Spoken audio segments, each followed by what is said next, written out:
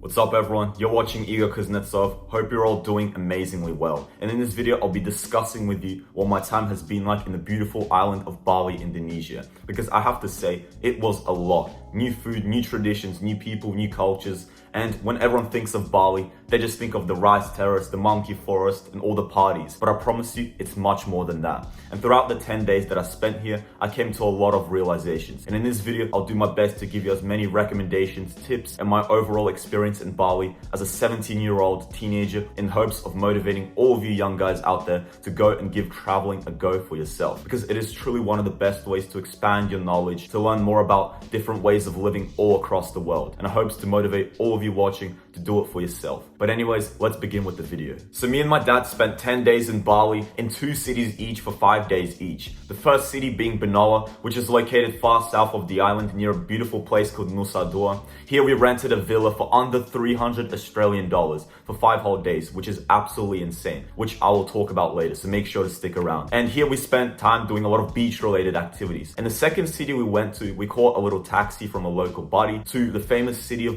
Ubuud, which you have definitely probably heard of. Here we spent time doing all the fun stuff like the monkey forest, the rice fields, and we didn't go to the city of Seminyak because we were more interested in the culture and not, going and partying and stuff like that, because we were not really interested in that. We wanted to just get a taste of Bali itself and learn about all the different cultures here and how people live. So let's begin with first impressions. So our trip began very early in the morning. We woke up at 3 a.m. and drove to the Adelaide airport. And our flight was approximately 5 hours to Bali, from Adelaide to Bali, which is, it's quite long, but it was pretty chill. It was very relaxed.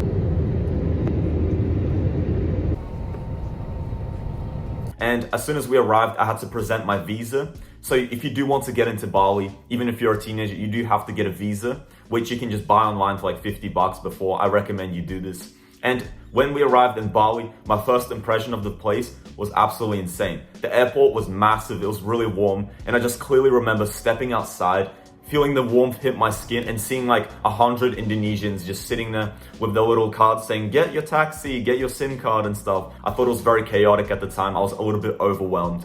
But I remember we found a local buddy who was really nice, and he offered to take us up to our beautiful villa in Benoa. And obviously me and my dad, we bargained the price, which is something you should do in Bali. You should definitely do bargaining. I'll talk about it later. But we took the taxi, the guy was really nice. And I remember looking around at the streets on the first taxi drive and seeing how beautiful yet chaotic the city was. And I think it's very special. The first taxi ride of any trip is one of the most special times. But I just clearly remember how different this city was. It was really chaotic, yet it had its own distinct beauty. So the first thing that stuck out to me about Bali was how crazy the traffic was. We had no problem getting to our villa quick because we had a really good taxi driver, so that was amazing. But the amount of people that drive scooters here is insane, and this was a massive culture shock for me. Because I was aware that Southeast Asia is very, let's say everyone drives scooters, it's completely normal because it's cheap. You can get your petrol on the side of the road and it's very easy to get around. But here you have full families driving on scooters with their groceries, or school children driving their scooters back and from to school. And I promise you, it's very normal here for people to do crazy maneuvers. We literally had scooters wheezing like 2 centimeters away from our car. And I was wondering, how the hell is no one crashing?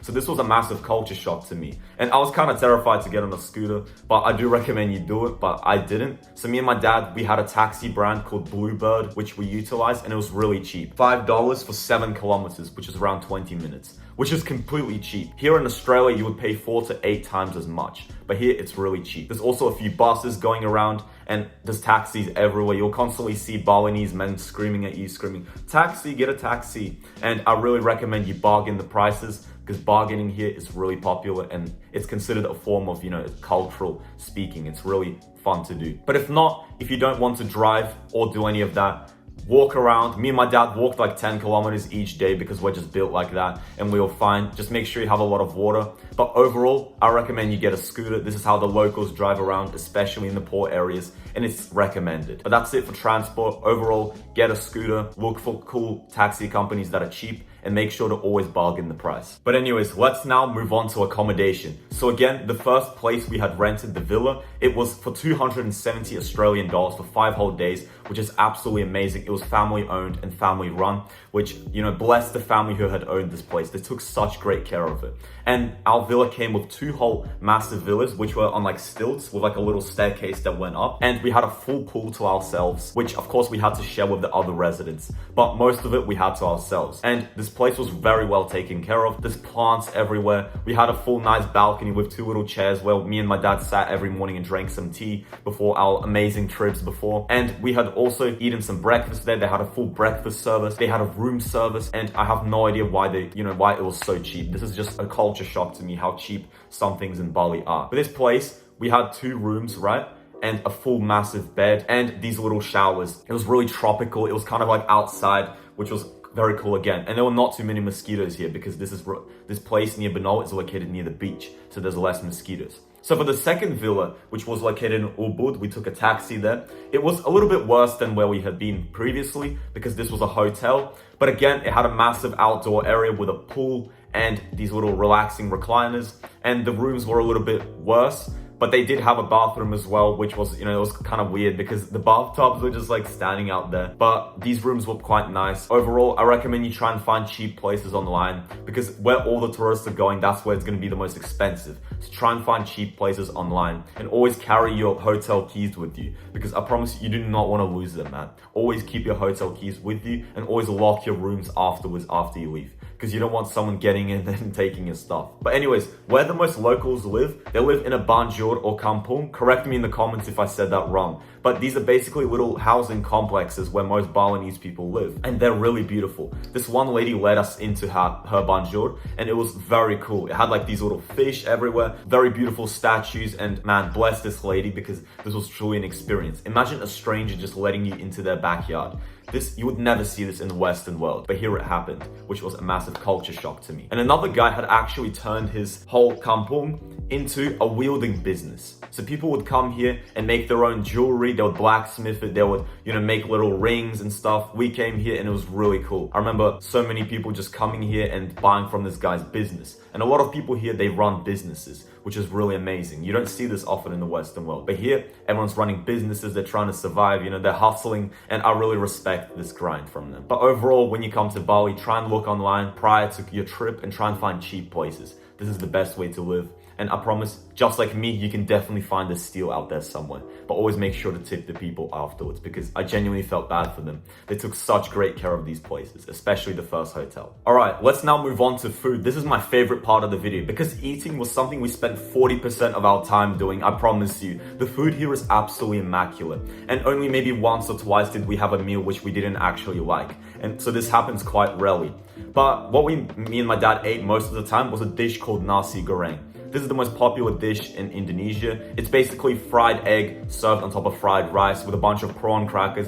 It's really delicious, it fills you up, and you can get it for really cheap. Some places might sell it for 3 Australian dollars, which is around 30,000 rupiah, the currency they use here. And another place could sell it for $13, which is way more, which is like 130,000 rupiah. So the prices here differ from place to place. And if you're looking to eat for very cheap, look around for places that say warung. Warung is basically a family-owned business which usually sells food and dishes and groceries for really cheap. And the prices here in grocery shops is also quite cheap. I remember just looking around and seeing like all the different prices and seeing how low they were compared to the prices here in Australia, which is absolutely insane.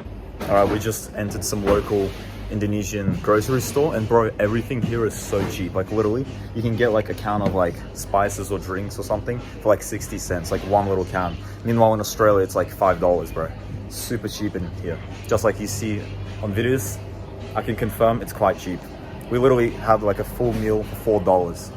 That's it. That's how cheap Bali is. Like, you can also get coconuts and fruits, which are really cheap. I really recommend you get coconuts. I remember getting them on the side of the road, inside of restaurants. I would constantly be eating coconuts. because the weather here can get quite hot and coconuts fill you up, they make you hydrated, and you can also get ice in them, and I recommend you get them on the side of the road. And the best deal me and my dad got was in a local place in Ubuud. It was a warung, and here we got literally a 3-course meals for like $15, which is absolutely insane. In Australia, that's not even enough to buy one nasi goreng, but here we got 2 plates of nasi goreng, 2 coffees, 2 platters of food, 2 eggs on toast, all for $15 Australian, which is absolutely insane. Bless the lady who owned this place, and always make sure to tip the people here, because I honestly felt bad for taking that much food for such a little price. So make sure to tip. This is something me and my dad did very often. We definitely tipped all the people that deserved more, because you'll just see their face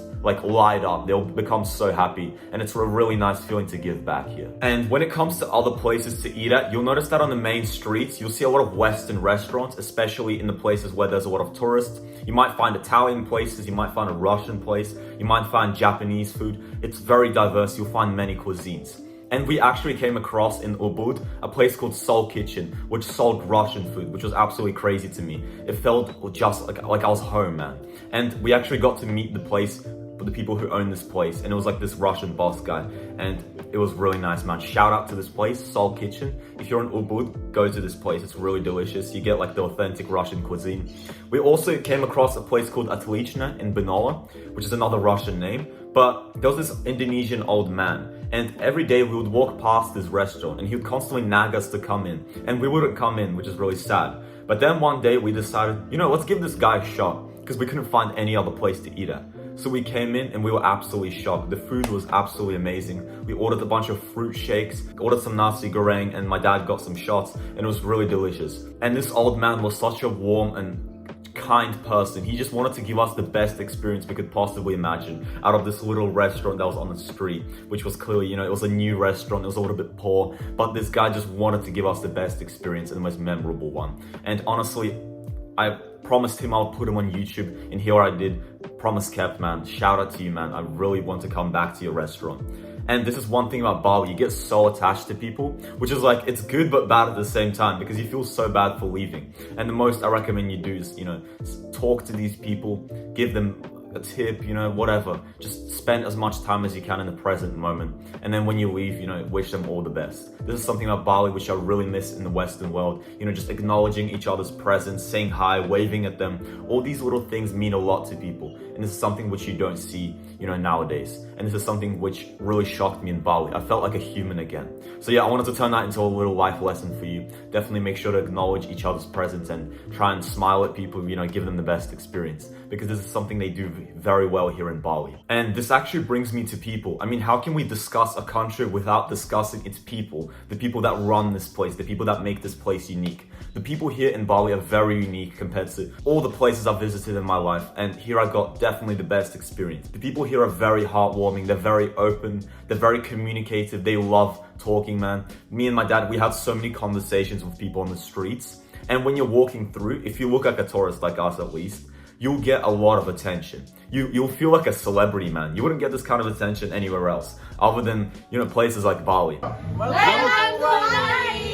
Thank you guys, that was fantastic. When you're walking through the street, there are constantly people nagging you, and I understand that they just want to make some money, but deep inside, I promise you, it's from the heart. They do want to talk to you. They really enjoy talking to the tourists, because their life is so simple, and even just a little bit of attention from a tourist could make their entire day. And walking through, you'll definitely feel like a celebrity, and this is something you'll need to get used to. You'll need to get used to getting all that kind of attention, and you'll have to get used to pushing away all the offers they're making, because a lot of people try and earn money off you.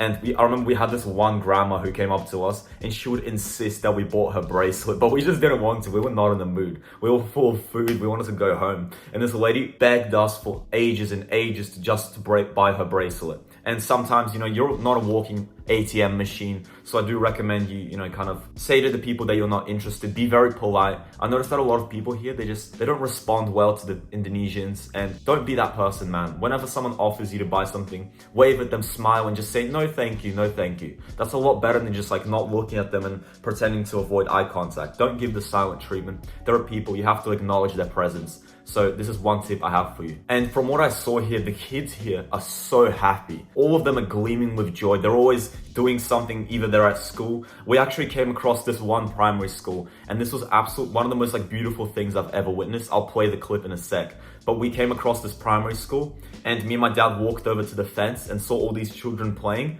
and we had a camera, right? And all of the kids ran up to us, started screaming, hello, hello, and it was absolutely amazing, man. I'll play the clip. Hello. How are you? Hello. How are you? I'm fine. Oh, you're fine. You speak English, are you? Well done. Good. Right. Is that school? Hello. Yes. You study school? Yes. Do you like school? Which year? Year 1, year 2, year 3?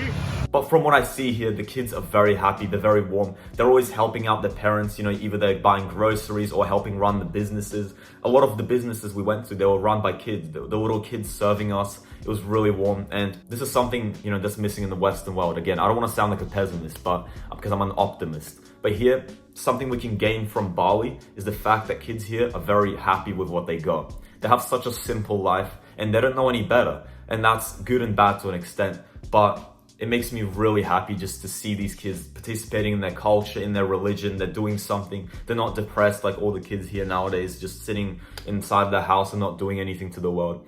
The kids here, they help out their families. They're busy. They're constantly roaming around, playing. They're literally just like kids. And it makes me really happy to see them. So if you come here, definitely make sure to say hi to all the kids. They'll definitely be very happy to see you. They love seeing tourists all over the place.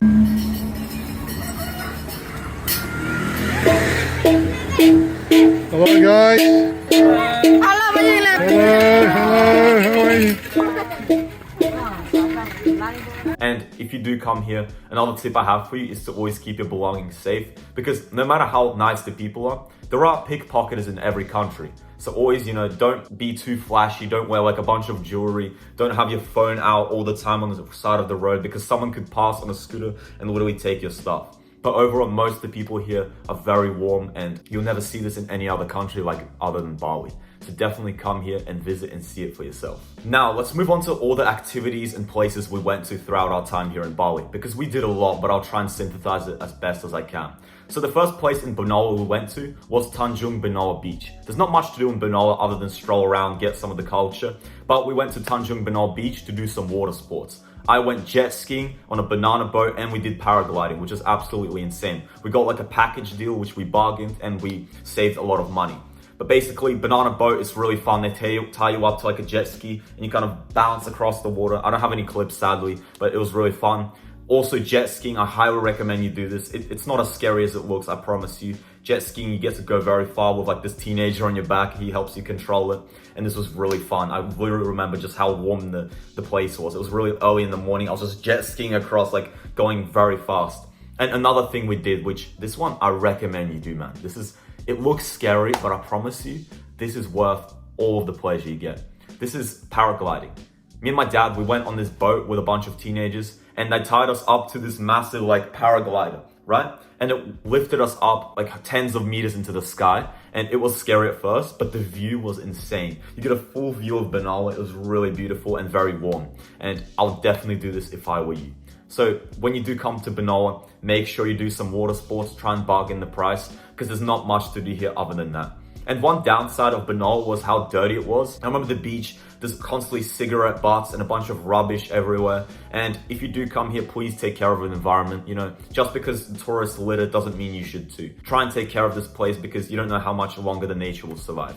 So try your best. Don't be like the locals who are littering and throwing cigarette butts. Be respectful to the environment and have as much fun as you can. But another thing we did here in Benoa was going to a place called Ungasan. So we hopped in a taxi with a local buddy, and he drove us to Ungasan, and we attended this very nice religious event. It was a traditional Indonesian, let's say, dance or play. I'm not really sure what it's called. Comment down below if you know what it means, but I'll play the clip here.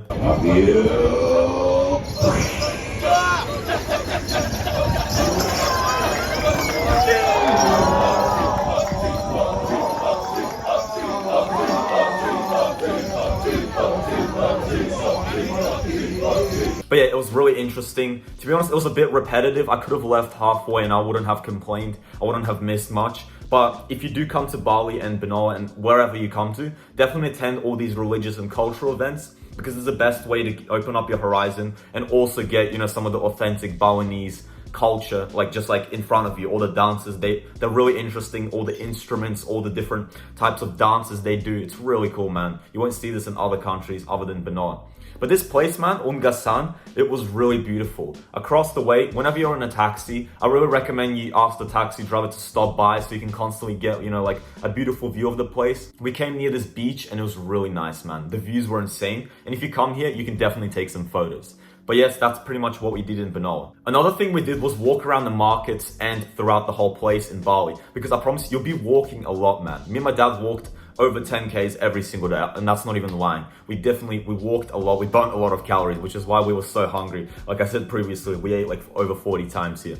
But something we do in Benoa is walk around the streets, and what shocked me the most was how big the inequality here is. One street could be super poor, kind of dirty, and the other street could be so beautiful. There's architecture, it's really rich. Something that shocked me. And me and my dad, we walked through the poor area, but then we turned onto this very rich road.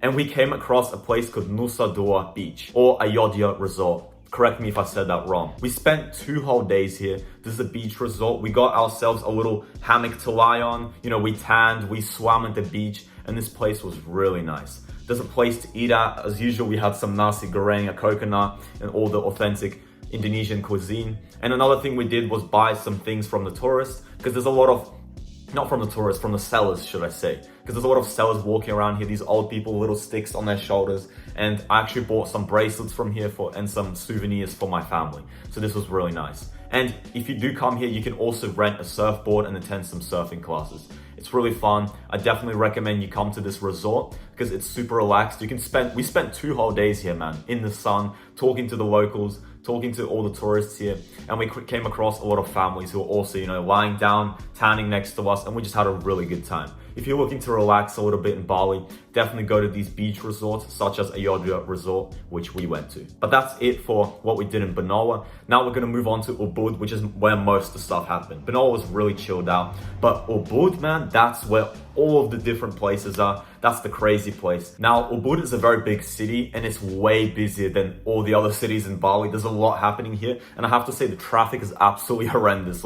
You'll be stuck in traffic for ages. But one thing we did in Ubuud was go on a quad biking trip. And this is something I really recommend you do. Definitely go on a quad biking trip. This was really fun. It was a little bit scary because at one point my quad bike literally flipped over almost. And I literally had to just wait there for the Indonesians to help me fix it.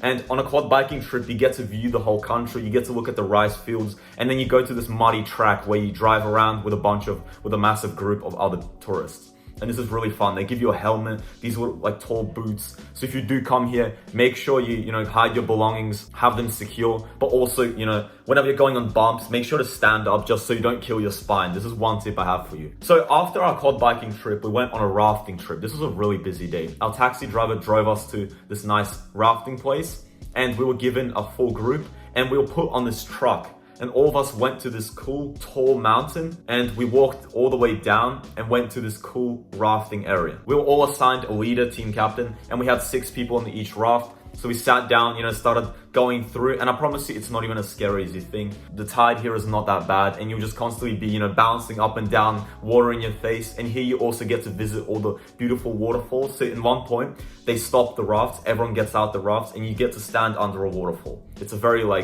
cool experience, man. I can't even explain it. I know I've used the same words over and over, but it was a really fun experience. So if you do come to Bali, make sure you go rafting. Another thing we did in Bali was go on a massive trip all around Bali in Ubuud with a taxi driver. So the first place we went to was a place called Tirta Empul Temple, which is a really famous place in Bali, which you should definitely go to. When I tell you you need to come here, I genuinely mean it. This place is absolutely stunning. It is a temple which is over 1,000 years old. It consists of this bathing structure, famous for its holy spring water where Balinese Hindus go for ritual purification. The temple pond has a spring which gives out fresh water regularly, which Balinese Hindus consider to be holy, and it basically means holy spring in Balinese. When we entered, I was given a sarong, which is basically this famous traditional clothing, and it was wrapped around my waist. And if you do come here, you do have to wear it if you're a male at least, because it's a sign of respect. Now, as for what we did here, we came across also this massive ceremony. I'm not sure what it's called, but I think it's a religious event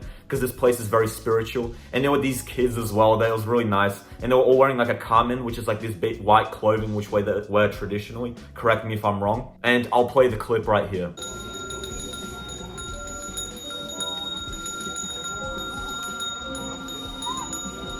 And another thing I noticed about this place is all the beautiful statues around. And you have these guys with flamethrowers who literally clean up the places. They get rid of all the moss build up on the statues. And this is why they've been preserved for such a long time. It's really beautiful. They take such good care of this Empor temple. And if you come here, definitely show some respect, wear the sarong, walk around and get, into the experience, because it's a religious place. It's holy. It's very sacred to the Balinese, and it's so old, man.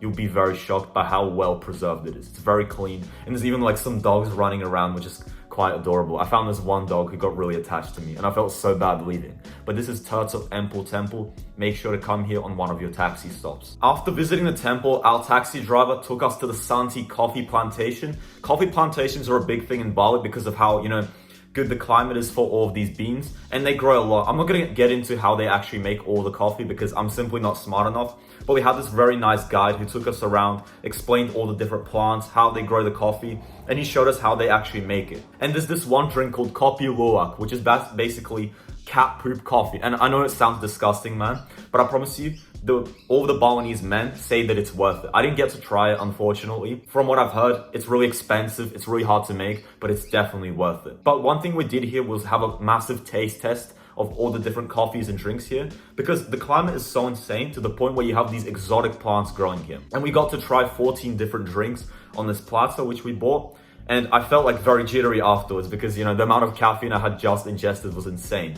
And we had a beautiful view of the place as well. My favorite coffee was definitely the coconut coffee, the avocado coffee. I also really liked the mangosteen tea and the rosella tea. We actually ended up buying these afterwards. It was very expensive. It was like $100 for 4 bags Australian, which is really expensive for, prices in Bali. But we took them home because it was so good. And if you come here, definitely make sure to go to the coffee plantations and buy yourself some coffee, because it's better to try it sooner than later, because we don't know where the nature is going to head in the future. So after the coffee plantation, we went to the Batu volcano, which is actually an active volcano, which you can visit and look at it. The last explosion happened in 2000, so don't worry, it's not dangerous to come here. You can actually trek up. But me and my dad, we stopped nearby and went to this beautiful restaurant right on the edge, so you could have a whole view of the entire volcano. It was really beautiful. I'll play the clips. Again, we ordered some food and casually just sat down staring at hundreds of meters below us. And the food was also very nice. After that, we visited some markets, bought some fruit from a local lady. It was really nice,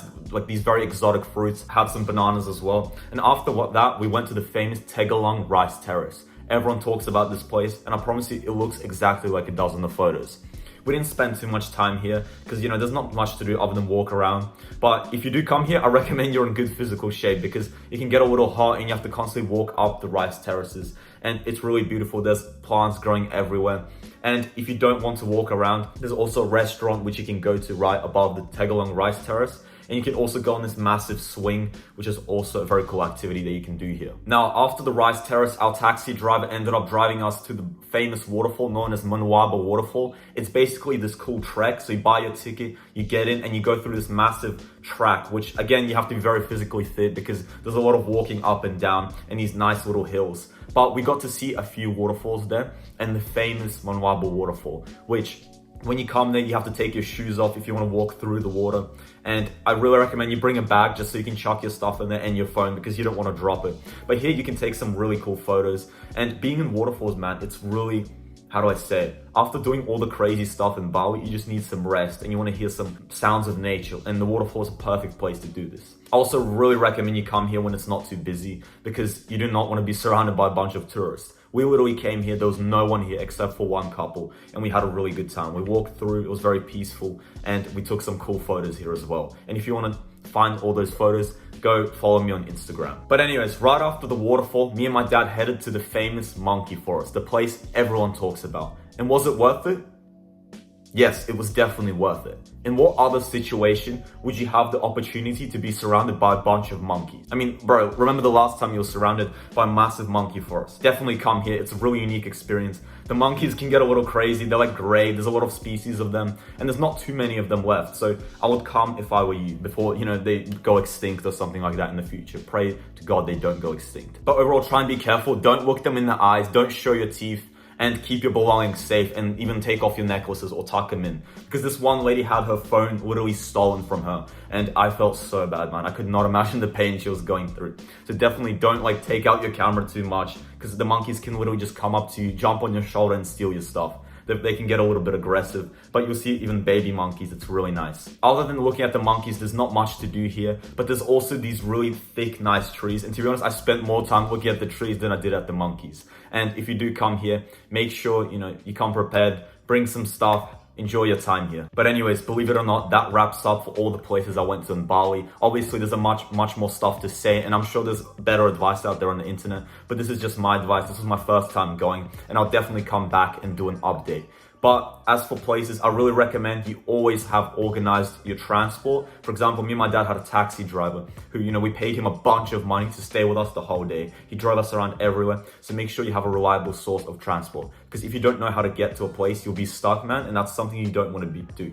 You don't want to spend a bunch of money, spending hitchhiking or something like that. So make sure you plan your transport, book everything online, and always plan your trips in advance. And this brings me to my conclusion for Bali. I really enjoyed my time here. I'll definitely come back here 5 more times. I don't know, man. I really want to come back here. It was an unforgettable experience. It's really different to the Western world. It's very different to all the places I've ever been to in my life, because it's tropical, it's warm, it's really chaotic yet beautiful. And whether you're a teenager or an old person, definitely come to Bali, start traveling. Travel is amazing, man. It opens up your eyes, new culture, you become more independent, you become more street smart. And if you have any more questions, feel free to contact me on my socials or by commenting down below, and I'm sure someone will help you answer your questions. But that's about it for the video. I really hope you enjoyed. Make sure to leave a like, comment down below, and share this video with your friends, and I'll see you in the next video.